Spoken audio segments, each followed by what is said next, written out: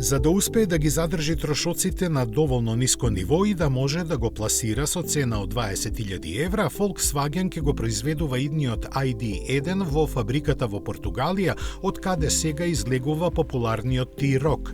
Исто така, малиот електричен автомобил со големина меѓу Up и Polo ќе содржи и многу кинески делови. Од Volkswagen ја образложуваат својата одлука со тоа што фабриката во местото Палмела во близина на Лисабон е една од најефикасните во синџирот на групата и се снабдува со енергенси по релативно ниски цени. Предност е и тоа што поврзаноста со Валенсија во Шпанија, каде се гради новата фабрика за батерии, е добра.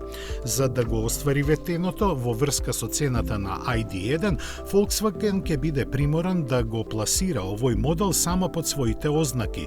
Тој не би се вклопил во портфолиото на Audi и Cupra, а скоро сигурно нема да го добие ниту Шкода, која ќе се концентрира на бензинските модели од таа ценовна класа. На тој начин нема да дојде до ерозија на купувачите и интерна конкуренција меѓу марките во групата, што ќе овозможи поголемо унифицирање на производството. Идниот ID.1 ќе биде поставен на модификувана и поедноставена верзија на MEB платформата, која ќе се развива во соработка со Rivian.